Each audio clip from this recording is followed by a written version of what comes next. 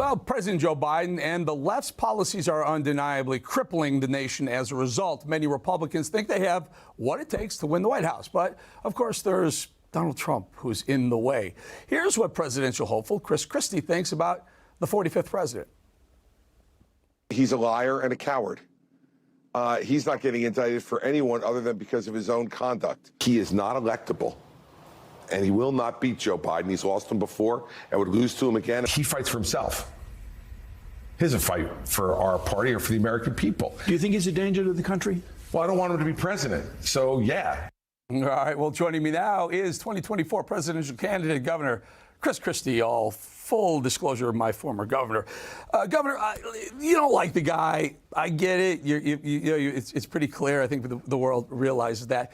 Let's focus in on the news of the day. Donald Trump alerted the world that he was likely going to be indicted, likely going to be arrested. He's a target of another investigation. And you tweeted, as a former prosecutor, I want to see any potential indictment before I talk about the case against Donald Trump. And here's the part I don't get here. That said, let me be clear. His conduct on January 6th proves he doesn't care about our country and Constitution. Gov, I mean, there's so much to unpack here. You don't like the guy. Mm-hmm. You want him indicted? Should he be indicted? Should he be out of the race? Go ahead. He should be charged if, in fact, there's evidence that he's committed a crime that's provable beyond a reasonable doubt in front of a jury of his peers. Until then, he has a presumption of innocence.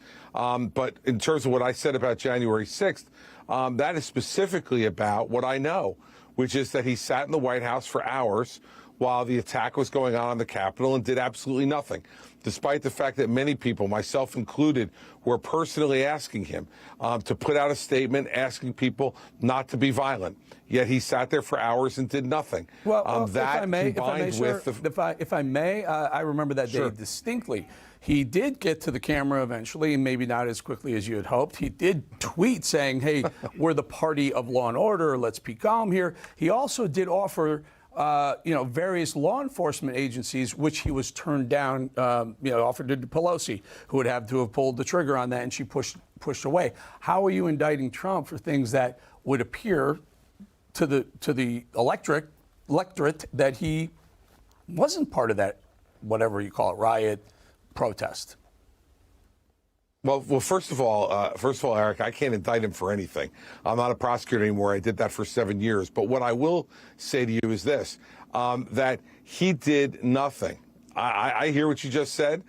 Those all came very, very late in the game after this thing was going on for hours. And it's not just me. It's people like Mark Meadows, his own chief of staff at the time, who has said that despite pleas from him, from folks like his daughter Ivanka Trump, his son-in-law Jared Kushner, and others, Kellyanne Conway, all asking him to act and act quickly. He did not do that. And quite frankly, too, he has said that. Do you think these indictments today, the announcement, do you think they're legitimate or politically motivated? Eric, I can't tell. There was no indictment today. There was the sending of a target letter.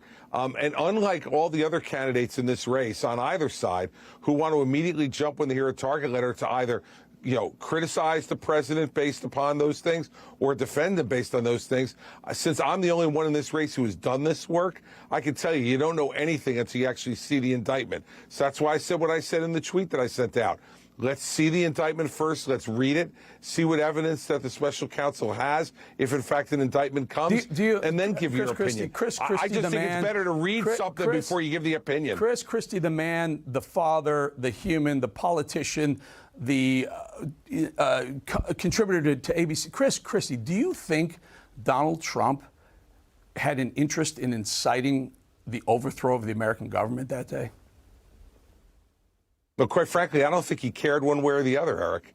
I think what he wanted was to stay in office. And I don't think he cared one way or the other what was going to happen. In fact, if he really did care, he would have done what he said he was going to do. When he stood on the ellipse, he said, let's march up to the Capitol together, and I'm going to go with you. He went nowhere near it, Eric. He didn't care what was going to happen up there. He sent people up there to put pressure, I believe, on Mike Pence and on members of Congress to stall the peaceful transition of power.